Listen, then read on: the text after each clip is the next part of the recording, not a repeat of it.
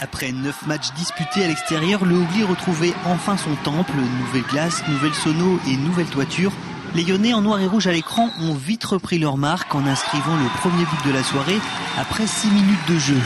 Mais l'échappée fut de courte durée puisque dans la minute qui suit, Amnéville égalise. Plus offensif, les Galaxianes mettent la pression et inscrivent 2 autres buts à la fin du premier tiers-temps.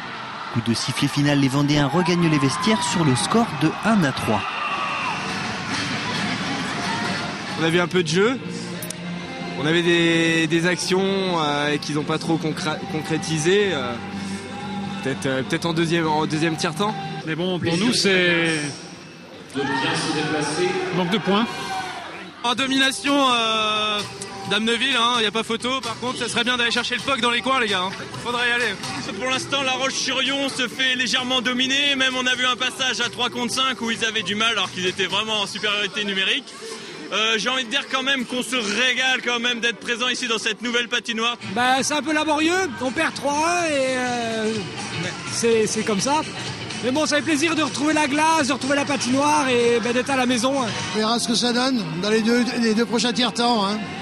C'est tout. Ah oui, toujours confiant quand même. Allez La Roche quand même.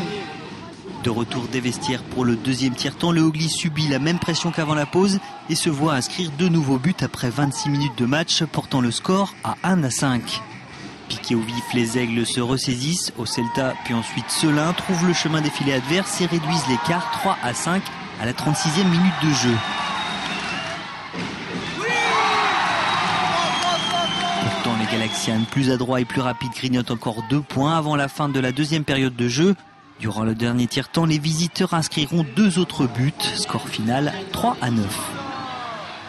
Effectivement, on est passé au début de match, on était dans le match. Seconde période, on a commencé à se prendre des pénalités. Puis rafale de but, on savait qu'en powerplay, ils étaient très très forts. Ils l'ont prouvé ce soir, à jouer à 4 ou à 3 contre eux, effectivement, c'est pas bon, quoi. Nos lacunes d'aujourd'hui sont apparues au grand jour. Maintenant, il faut qu'on travaille.